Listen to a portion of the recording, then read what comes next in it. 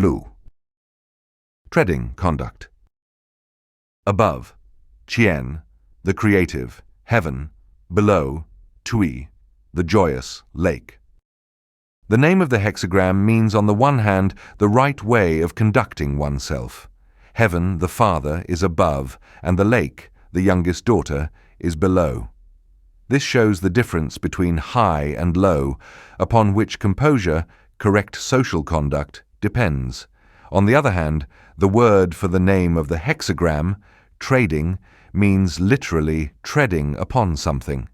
The small and cheerful Tui treads upon the large and strong Chien.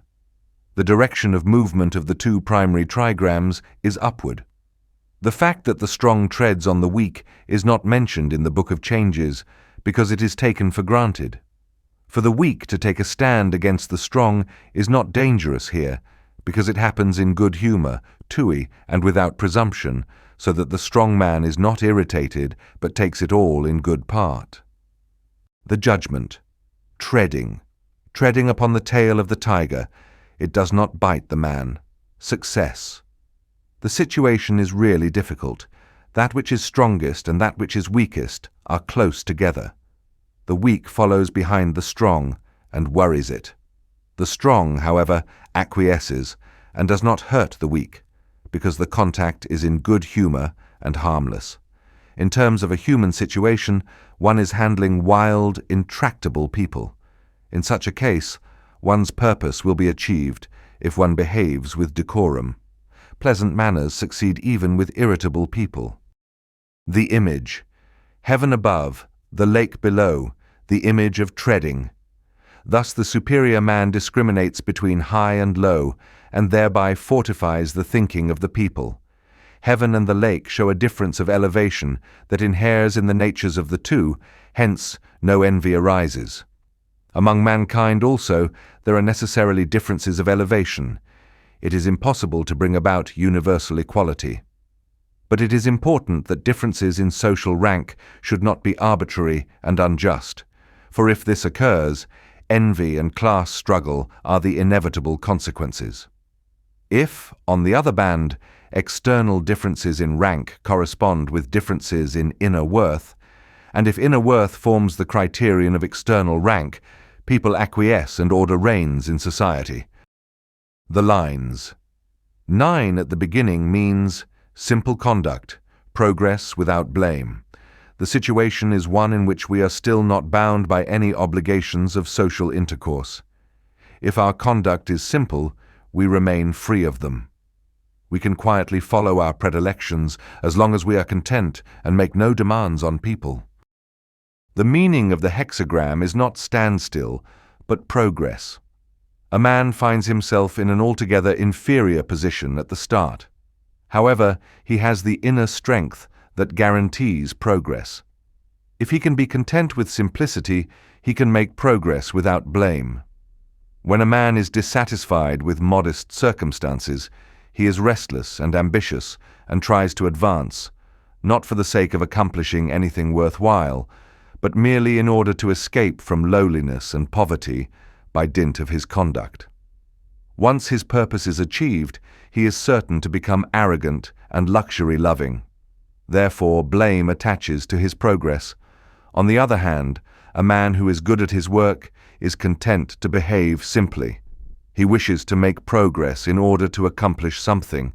When he attains his goal, he does something worthwhile, and all is well. 9 in the second place means treading a smooth, level course. The perseverance of a dark man brings good fortune. The situation of a lonely sage is indicated here. He remains withdrawn from the bustle of life, seeks nothing, asks nothing of anyone, and is not dazzled by enticing goals. He is true to himself and travels through life unassailed, on a level road. Since he is content and does not challenge fate, he remains free of entanglements. 6 in the third place means a one-eyed man is able to see, a lame man is able to tread. He treads on the tail of the tiger bites the man. Misfortune.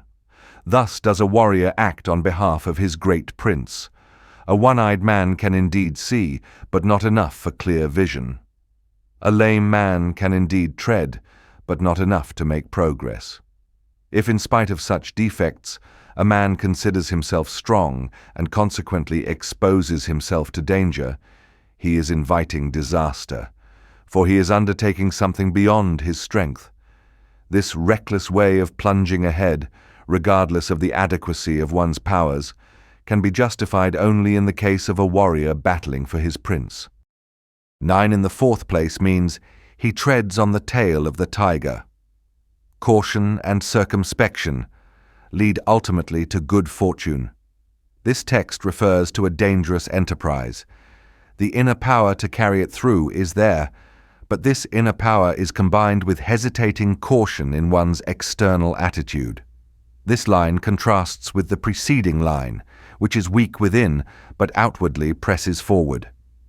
Here one is sure of ultimate success, which consists in achieving one's purpose, that is, in overcoming danger by going forward.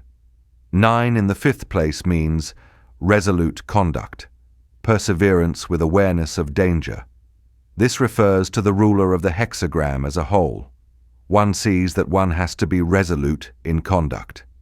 But at the same time, one must remain conscious of the danger connected with such resoluteness, especially if it is to be persevered in. Only awareness of the danger makes success possible. 9 at the top means, look to your conduct and weigh the favorable signs. When everything is fulfilled, supreme good fortune comes. The work is ended. If we want to know whether good fortune will follow, we must look back upon our conduct and its consequences. If the effects are good, then good fortune is certain. No one knows himself. It is only by the consequences of his actions, by the fruit of his labors, that a man can judge what he is to expect.